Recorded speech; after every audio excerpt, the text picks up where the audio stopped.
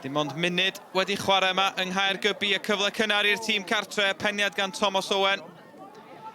A Carl Jones yn gwrthymosod yn sydyn, yn taflu'r bêl allan at Toby Jones. Mae Dion Donahue ar ras ar yr asgell dde, dyma Donahue. Donahue yn torri tu fewn, yr ergyd ar y droed chwith yn taro'r postyn. Cyn chwaraewr Portsmouth a Caernarfon yn dangos I dalent yn gynnar yn y gêm yma. Dim ond rhyw filltir sy'n gwahanu'r ddau glwb yma ar Ynys Cybi. Lle mae'n gêm ddarbu go iawn yma heddiw, ac mae hwnna'n dacl ffyrnig gan y capten Alex Jones. Nath o hedfan dros y bêl, ac yn lwcus bod Les Davies wedi neidio'r ffordd. Pa liw fydd y cerdyn gan y dyfarnwr Mark Jones. Melyn yn unig, ac mae Alex Jones yn ddyn lwcus iawn. Edwards a Donahue. Y ddau droed chwith talentog yn cyfuno. Sean Edwards heibio ddyn yn hawdd, yn codi'r bêl, yn chwilio am Les Davies ar peniad. Mae'n cael ei harbed ar ergyd gan Cavanagh dros y trawst. Wel, mae Bae Trearddur yn curo ar y drws. Y cyfuniad rhwng Edwards a Les Davies. Da ni wedi arfer I weld ys blynyddoedd yng Nghrysau Bangor. Kane Roberts I fewn at Corey Williams o'r 1-2 yn hyfryd. Roberts ar ergyd ar arbediad gan Carl Jones. Dyna'r gored da ni wedi weld gan y tîm cartre. Roberts a Williams yn cyfuno'n dda. Y bêl rownd y gornel gan Williams, ond yr ergyd yn y diwedd chydig rhy agos at y golwr.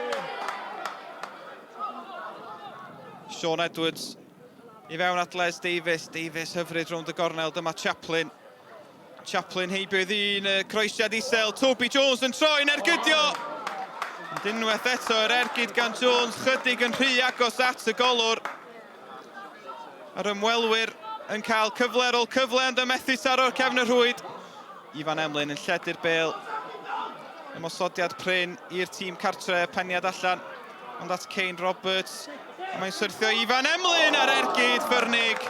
Chydig dros y trawst. Mae'r Cwpan yng ngheg y dyfarnwr, di-sgôr, da ni'n mynd I giciau'r smotyn yma.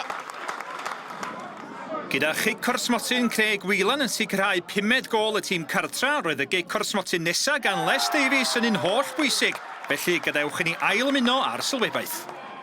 Les Davies cyn enillydd Cwpan Cymru. Les Davies mae'n cael ei harbed! Ac am yr ail rownd yn ôl, mae Hotspur Caergybi yn ennill ar giciau'r smotyn ar ôl gêm ddi-sgôr lle maen nhw wedi amddiffyn ac amddiffyn drwy gydol y gêm. Llongyfarchiadau rhain gicio smotyn eto. Ie, wel, neis gael safio ein tro yma am gorau dibynnu'n nhw rydyn dros y bar.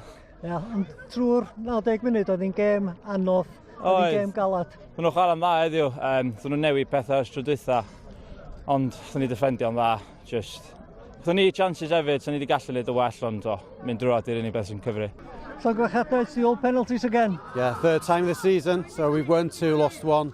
Not how we wanted to, we didn't want the stress of penalties again, but we're just really glad to get through.